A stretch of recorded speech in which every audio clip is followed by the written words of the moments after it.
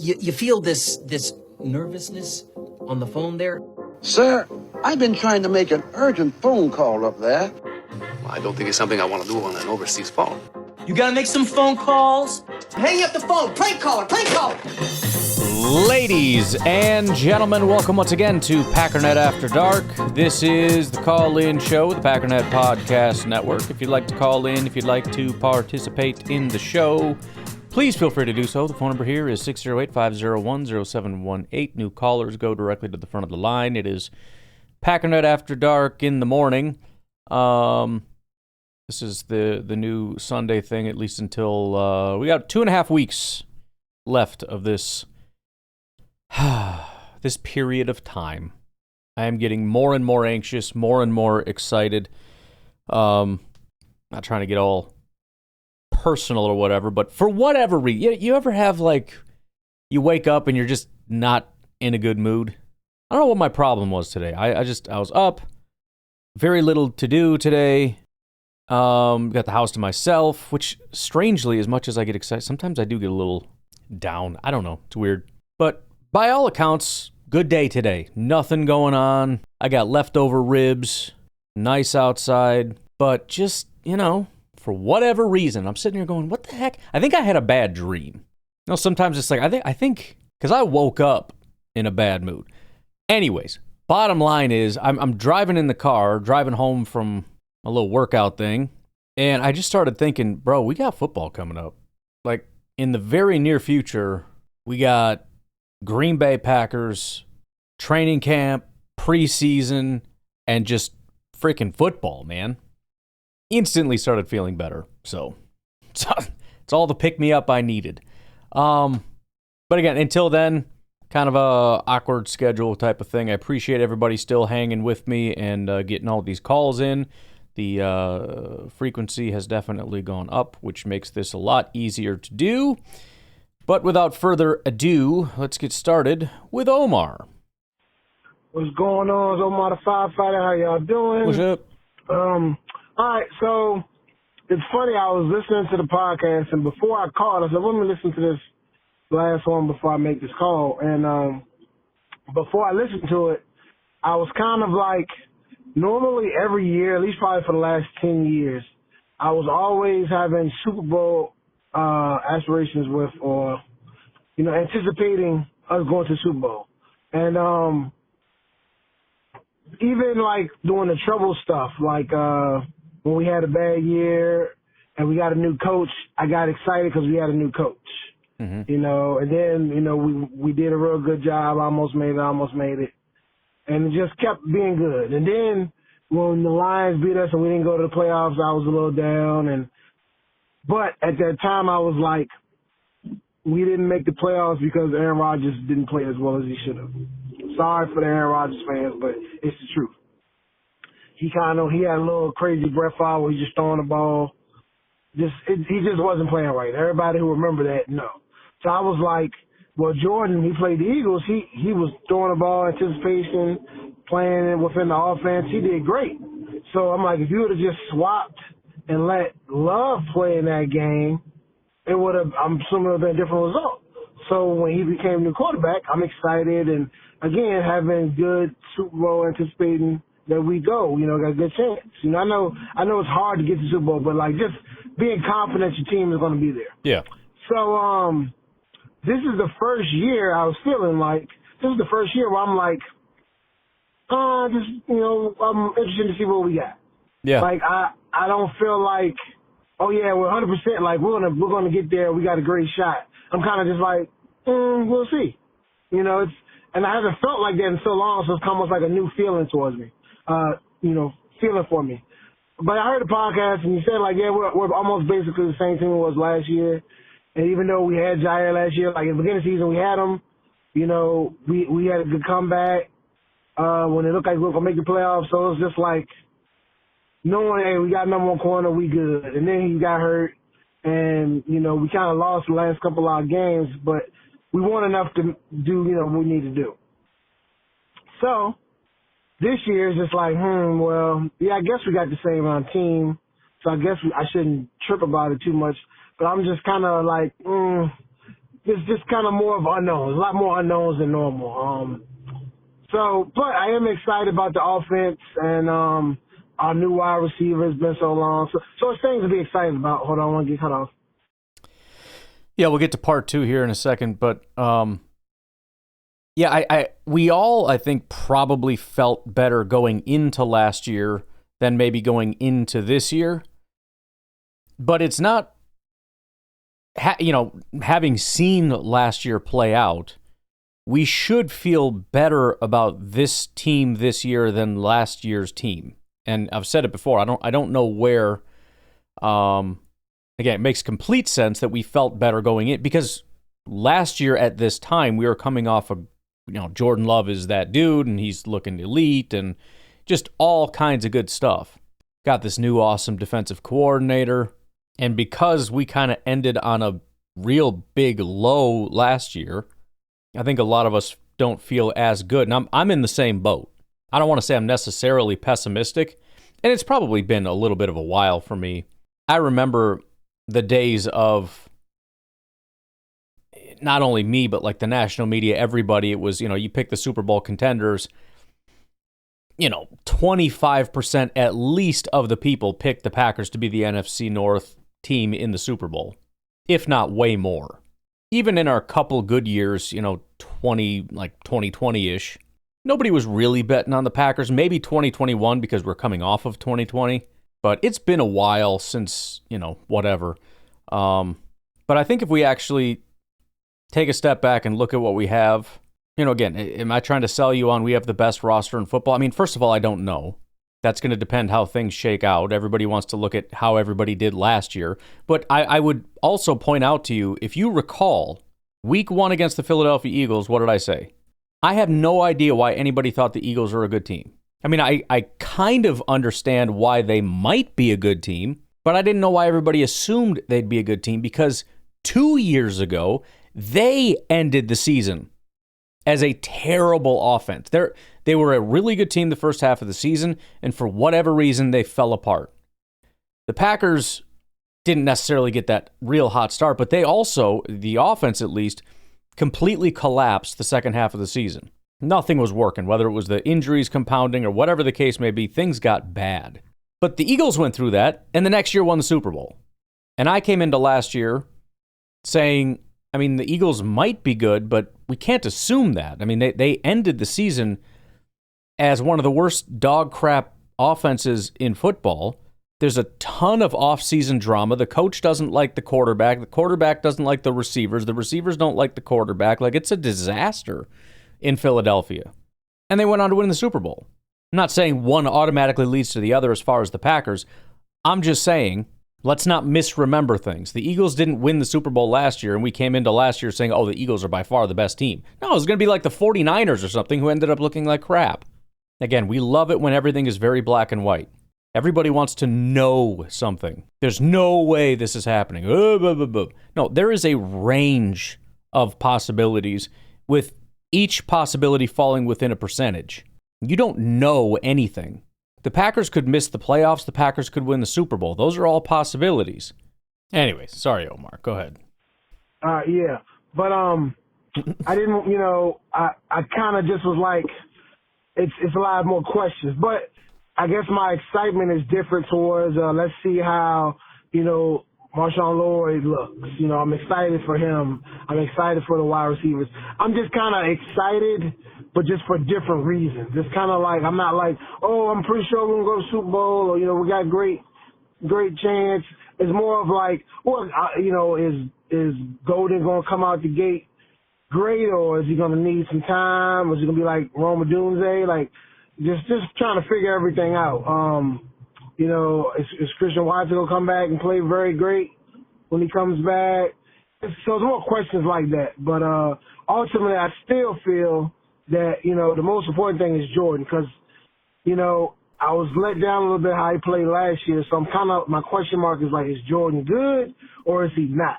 Yeah. Like, we've seen great Jordan, we've seen bad Jordan. So it's just way more questions than I feel like it's been the past 10 years. I don't know if you agree, but I feel like the last 10 years we didn't have. Yeah, and a lot of people like to talk about the injuries and the drops and all that. And that's all fine, but again, it kind of brings us back to what I keep saying about Bears fans. That doesn't make you good. Having an excuse for why you weren't great doesn't make you great. And, if he had put in 5 years of work showing that he's a great quarterback, or even 1 full year of work, which would help a little bit more, you could have something to go off of. My issue is we're going off of a half a year. It was a half a year of greatness from Jordan Love. And I want to cling to that as much as I possibly can, but I'm not going to say that I know that he's great because of a half a year. I can't do that. So, yeah, I'm with you where I'm cautiously optimistic, and I hope all the people saying that they know that he's great are just right. I just hope that they're right. But I wanted to wait for you to finish, but I'm going to forget all this stuff. 2 other things. Number 1, I'm getting very excited about Matthew Golden. I know this is all just stuff where you start to get hyped up about little things, and it's stupid, but it's also what being a fan is about, so you just got to let yourself do it once in a while. But I don't know what it is. The more I see Golden, the more I watch him train, which, by the way, I've mentioned this before. He's got a YouTube channel. Go check out his YouTube channel. He's starting to build that up. He's got like 10,000 subscribers right now, which is incredibly good for just starting a YouTube channel. But for a professional football player, obviously, he's trying to build that up. But, some are a little bit better than others. This past one was pretty cool because it's him working out and showing his 3-a-day workouts, which is pretty awesome. And just seeing him put in the amount of work that he has, seeing his build, I hate to, again, be a Bears fan talking about, he's got a 6-pack like they did with Justin Fields, but, he's not a big guy. He was seen as sort of a more, lightweight, maybe a slot guy kind of a thing. Dude he's built. He's big. And even in practice, you still see those little things that you catch. All you get is little glimmers. But the fact that the glimmers are the same. In training camp, you get that one little video. And it's just such a smooth catch, and his ability to transition into that and keep, running down the field. Everything seems so smooth. And then you watch him in these off-season videos, and everything still, it looks very smooth, looks very professional. It's just encouraging and exciting.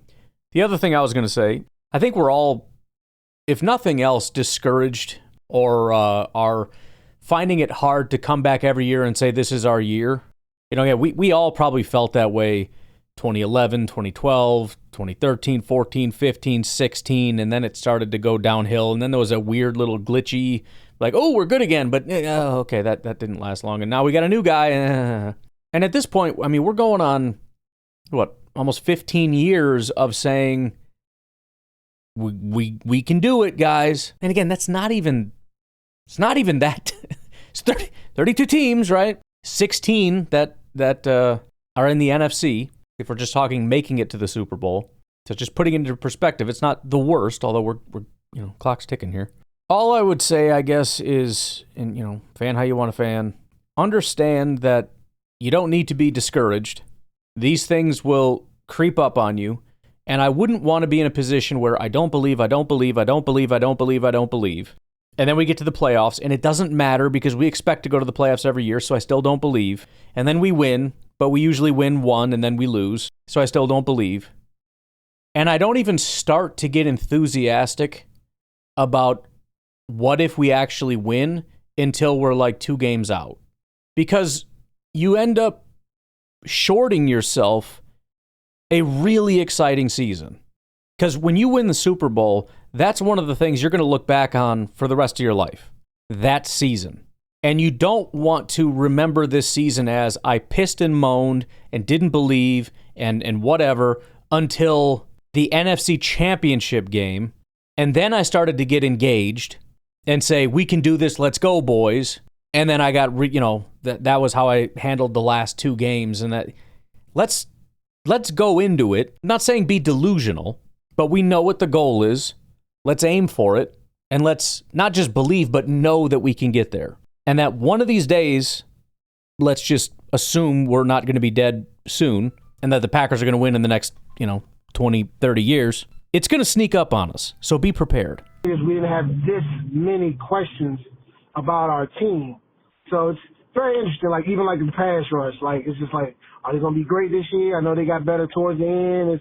I just feel like we got a lot of questions. So it's gonna be more interested.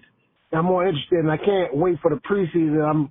I'm a type of guy. I know we always get excited when preseason start, and it kind of the excitement fades.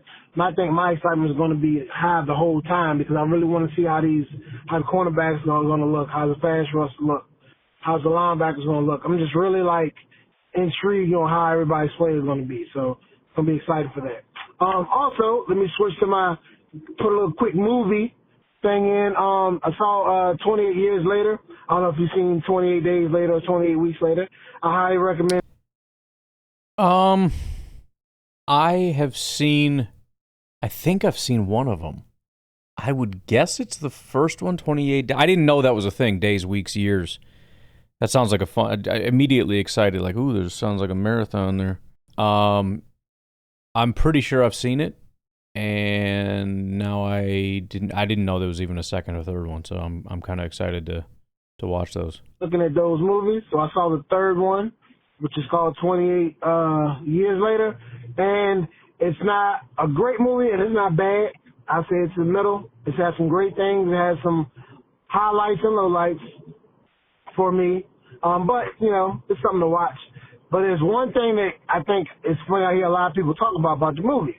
It's a monster or a villain in there. His name is Alpha. He's like 7 foot tall, real lean and everything. Like he looks like a daggone superhero.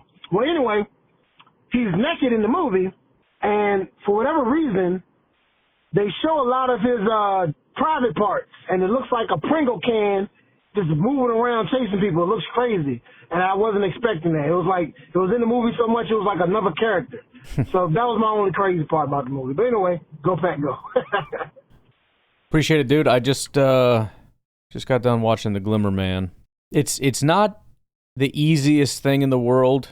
Some of these older Steven Seagal movies, they can be so cheesy, but that was one of the all-time greats. I mean, Steven Seagal in general, all his movies were things that I grew up with and loved, but it took me like 3 walkthroughs to get through the whole thing. I kept finding something better to do. But fantastic movie. I felt like I was kind of falling off the movie train. I needed to get back on it. Been crushing a lot of YouTube nonsense. I will, and I just finished it today. I got downstairs. I'm like, all right, let's finish the movie and then let's start the podcast. So that's perfect timing. I'm gonna get those queued up. Like I said, I got the house to myself. So I think when this podcast is done, I'm going to flip on those movies and start gathering notes for the upcoming week of podcasting. Sounds like a nice, relaxing day. But all right, let's take a break, and we'll be right back. All right, Nico, you're on the clock, man. Don't mess this up. Ryan, how you doing? This is Nico. Pretty good. So listening to Clayton's podcast the other day, and someone brought up a question in their chat, which I thought was a cool question.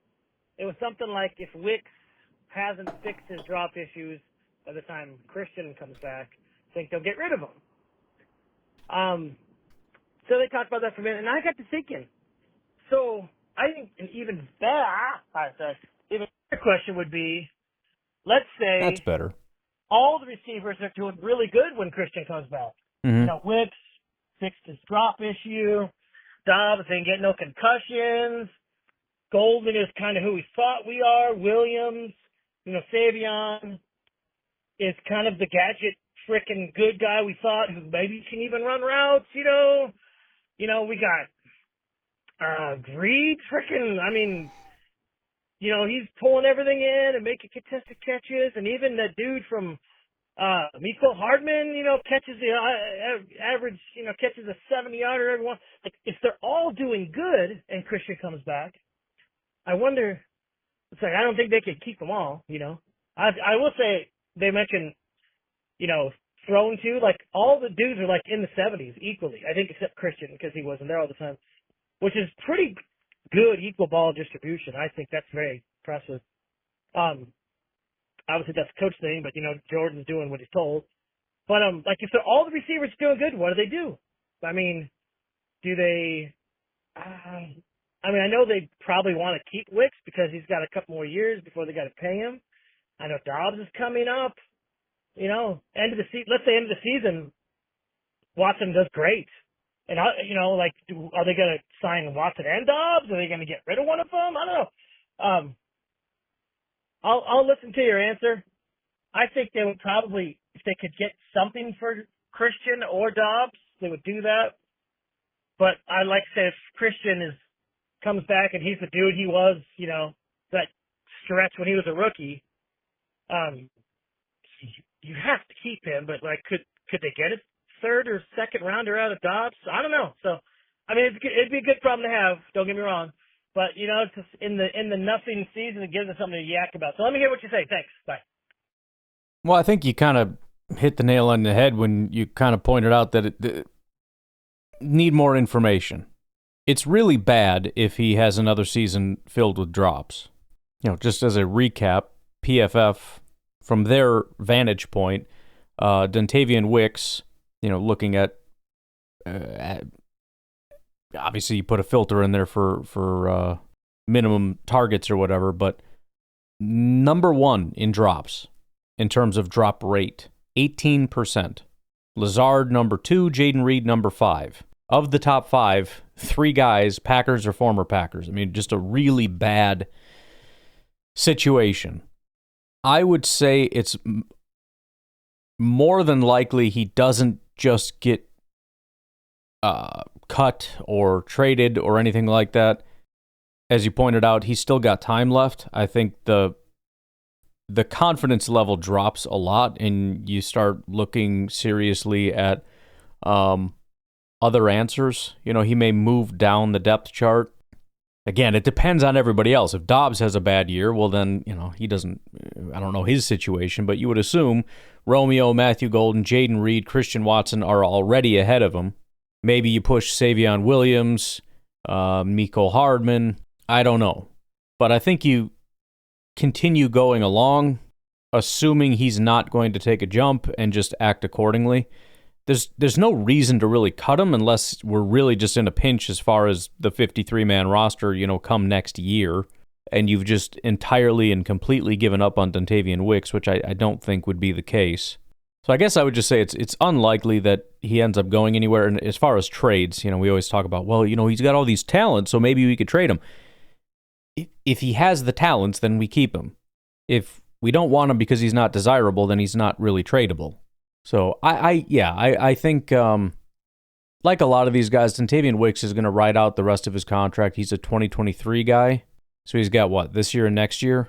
So I think either way, he's got 2 years to prove he's the guy or a guy to fix the drop issues, continue to evolve as a route runner, and all the things that he does positively, make that the more focus as opposed to the drop issues. And he may work his way into another contract. If he can't, he won't. I think more than likely that's the situation we're in with him. It would have to be catastrophic and, holy crap, like Dobbs, Golden, Reed, Savion, Christian, Mecole is legit. If Savion Williams really pops off and Mecole Hardman takes a big leap to the point where he gets some kind of a big extension from the Packers, then we can panic about Wicks and his drops.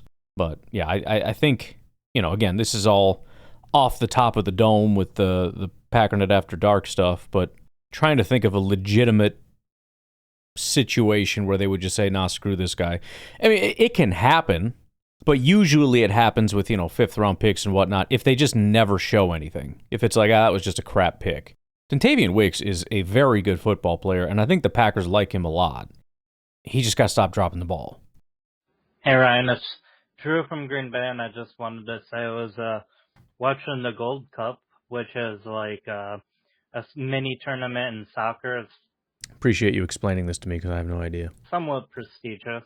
Okay. And it's for the U.S. men's national team. All right. And Antonio Freeman's son was playing for the team. Nice. And ironically, the game was being played at the Vikings stadium, so they were talking about the Packers and Vikings and the rivalry a little bit during the game. So I don't know, that was just interesting. I didn't know Antonio Freeman's son played soccer, so his name's Alex Freeman, I think. So, all right, have a good day. Bye. Very cool. I almost think I did hear something about that. Might be lying. I actually just saw, before I started recording, Jermichael Finley's kid is now going to be a wide receiver for Notre Dame. So we're getting to that point where a lot of Packers kids, former Packers kids are I mean, that's already been a thing, obviously. Packers go back a long time. But Packers kids from our era, 80s, 90s, 2000s, whatever.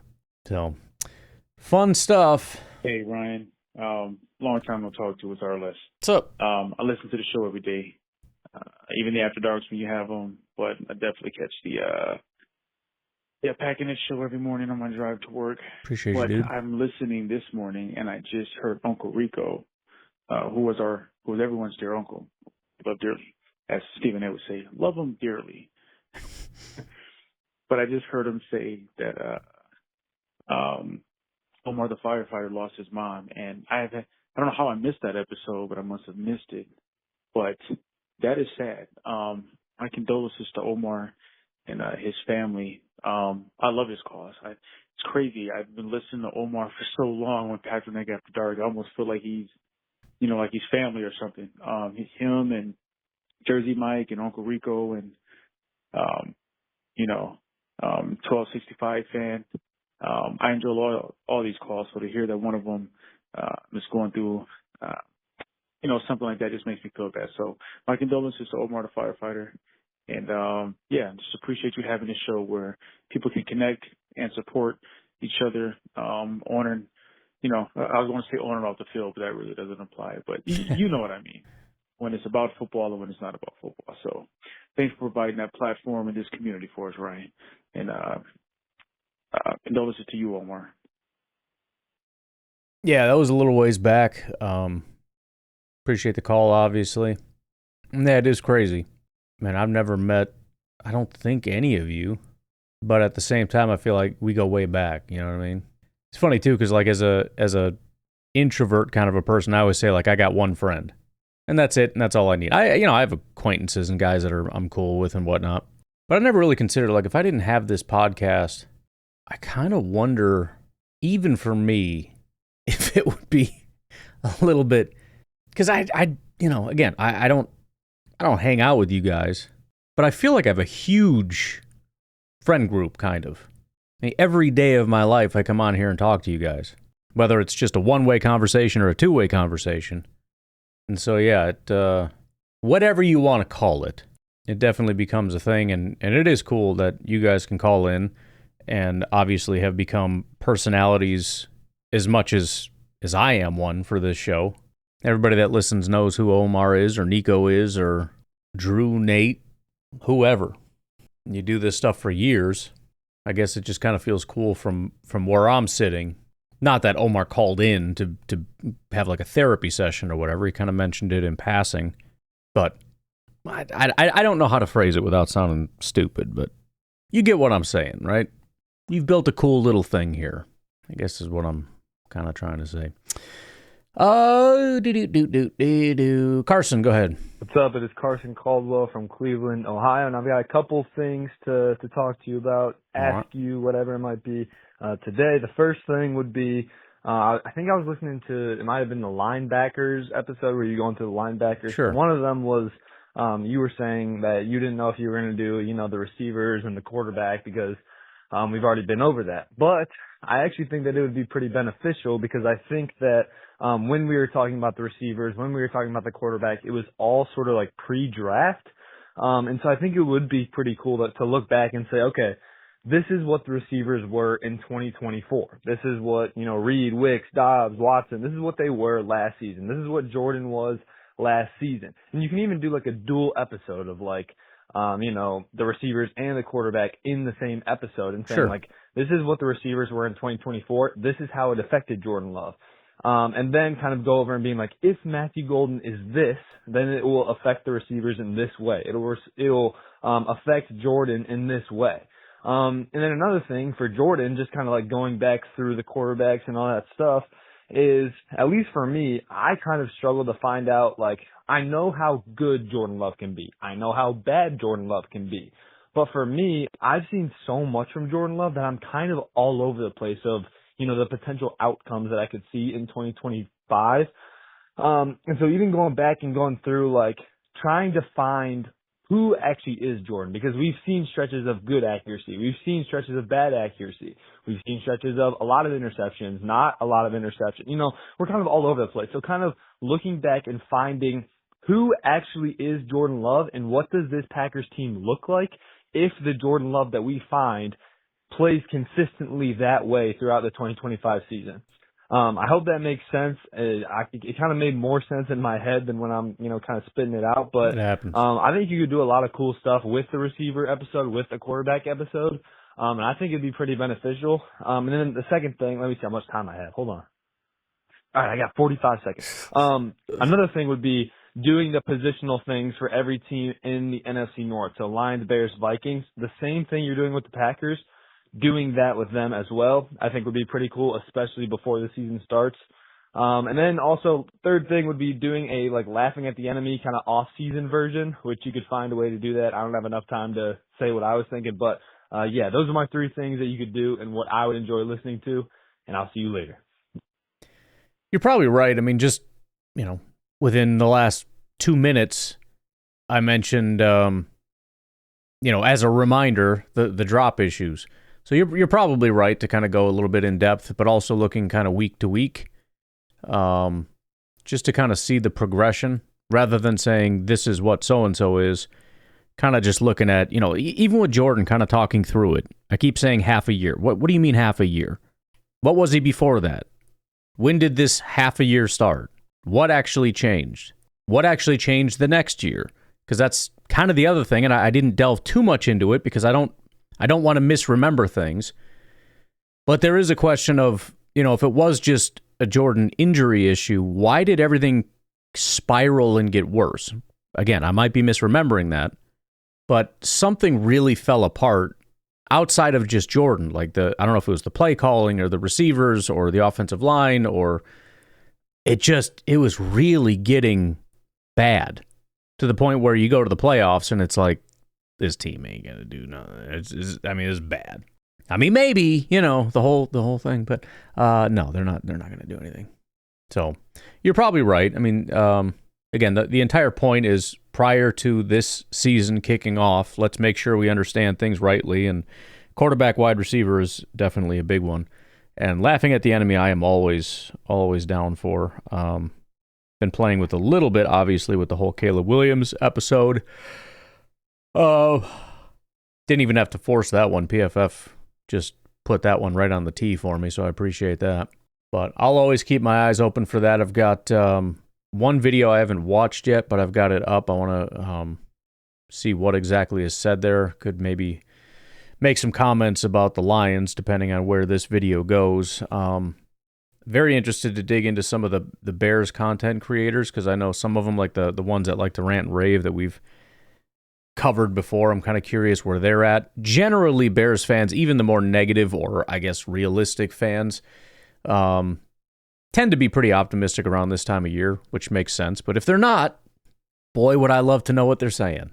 But all right, let's take our final break. We'll come back. We got Mel from Brookfield.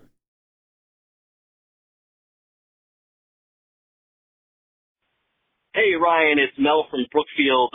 Called a while back about advertising that didn't work out. Not your fault, ours. But I wanted to call. You don't talk about grilling and food as much as you used to, so I'm going to bring that topic up since we have 4th of July right around the corner. Today is Tuesday, I think. So I used to run a website called awingthing.com back in the late 2000s, 2010s. I had a pretty good following. I used to co-run Milwaukee Wing Fest. So I would do reviews all around the Midwest. So I wasn't a pretty big authority on wings. And I know that you're a wing fan as well. So I wanted to talk specifically about some of the amazing wing places that we have in Milwaukee. Believe it or not, Milwaukee is a gem of a city when it comes to amazing wings. I've been all around the country, from LA to Florida, New York, any place that you can imagine. I've been and I've had wings, but Milwaukee has amazing places. So I'm gonna list off, not in any order. I used to have an order, but I'm not gonna order them right now. But the best wings in Milwaukee. These are for people you got some extra time and you want to go out and get some wings that are super super good. Points East, marinated for 24 hours, fried and then grilled. They only have one flavor. This is on the Lower East Side of Milwaukee. Amazing place. Some of the best wings in Milwaukee. The other place is Tom Ken's, which is in West Dallas on Greenfield Avenue, right across the street from State Fair. When I used to run Wing Fest, they won 5 years in a row, number one, first place. Wow. And people got pissed at them.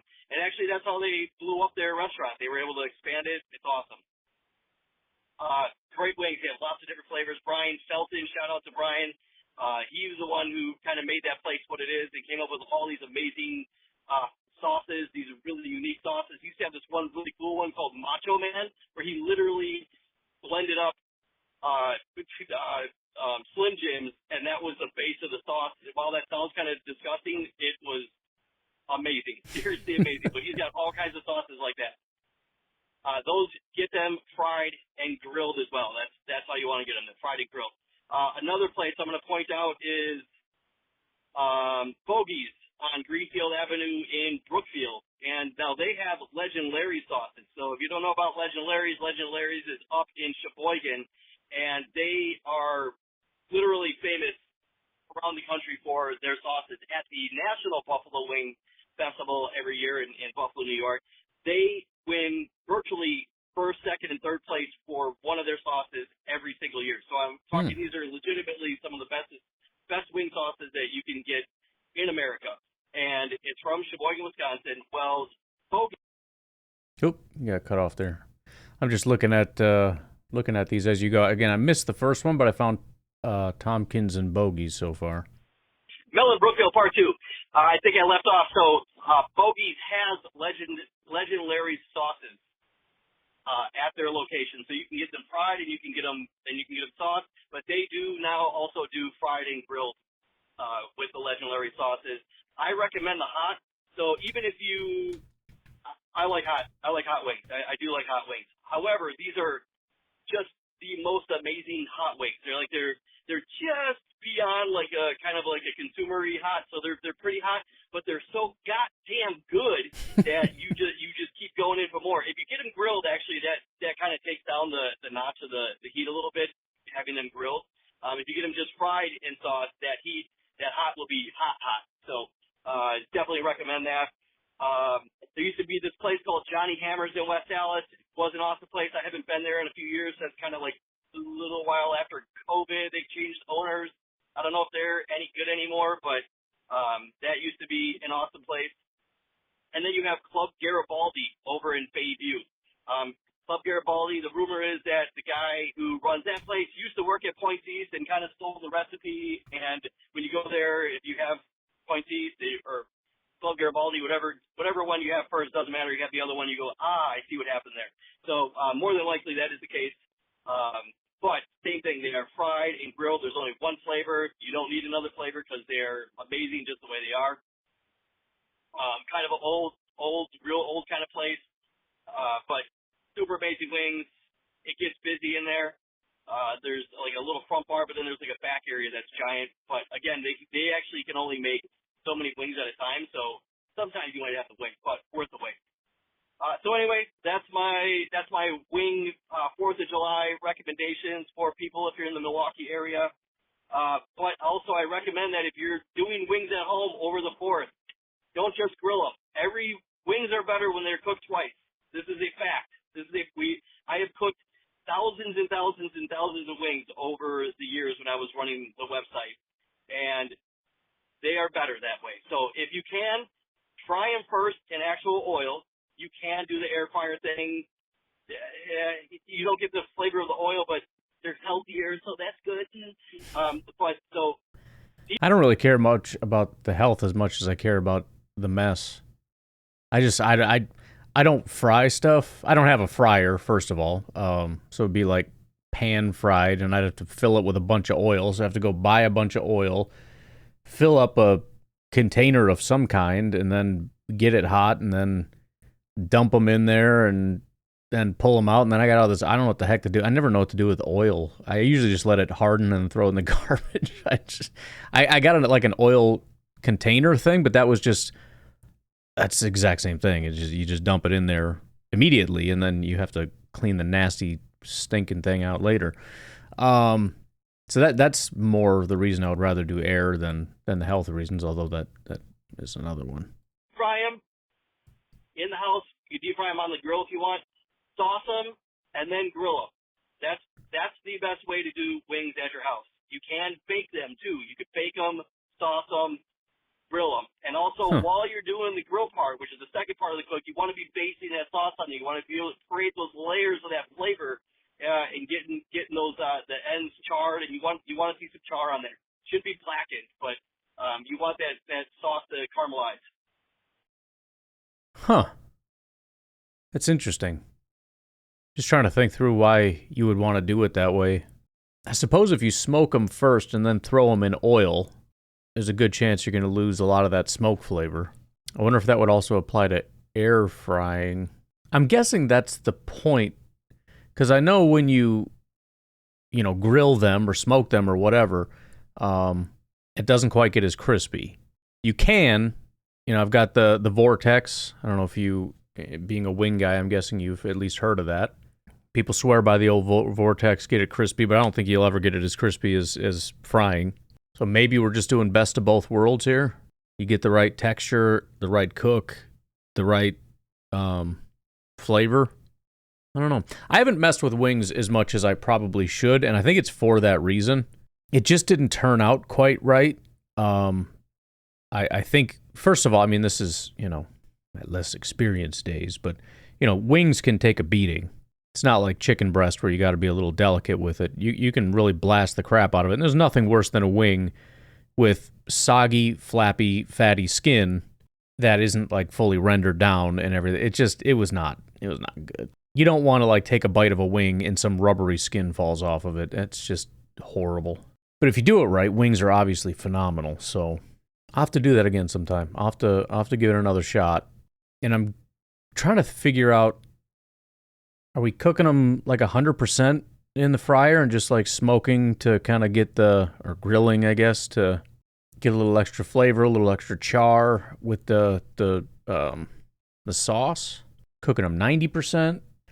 I have questions, but I'll figure it out. Mel, part 3. Mel again at Brookfield, and I just want to say thanks for listening to my wing talk. Enjoy the 4th.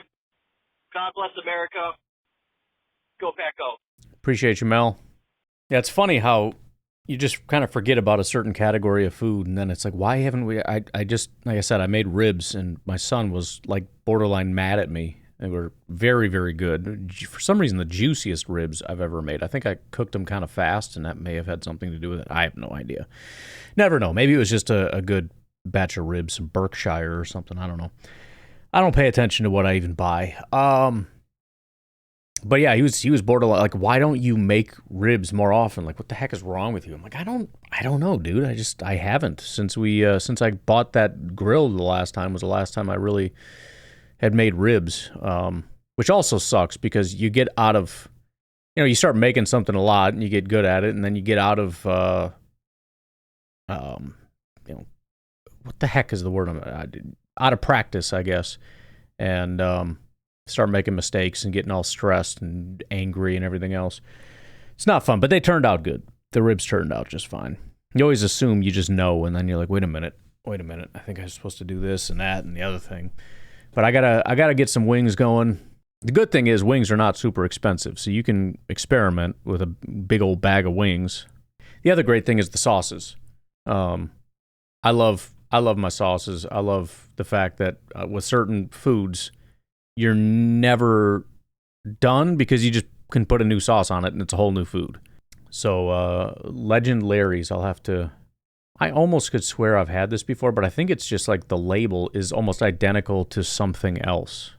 I'm trying to think what it's like a Weber. I think Weber is actually what it is. It's like identical label. But some of these look like raspberry habanero. My kids obviously wouldn't want that, but boy, would I like that. Hot garlic sounds good. You mentioned you like hot wings. I like hot to a point. You know, you go to a place like Buffalo Wild Wings or whatever, and they got a huge range. I love the sweet. I love the sort of intermediate ones, whatever. Hot is good, but I'm not trying to impress anybody anymore. I don't want to not be able to use my taste buds. I don't want to suffer. I want to be able to feel that heat. You know, do a little, a couple of those bad boys, maybe break a couple beads of sweat on the forehead, but it needs to subside, and I need to be able to taste the other wings that I'm eating. Like I see the top one they got here is DOA. I'm guessing that's probably the one that I'm just don't really need. Maybe even Scary Larry. That just sounds like it's going to hurt. But garlic parmesan wings, so good. Honey barbecue wings, it's good stuff. All right, I'm going to leave you all with that. By the way, anybody wants to call in talking about food and how you make stuff, I'm all for it because I feel like I'm doing the same things all over again. I think we are actually going to try the pork belly cinnamon rolls, which is hilarious, but also, I mean, it looks really good, so we're going to do it. But yeah. Otherwise, I will talk to y'all later. Have a good one. Bye-bye.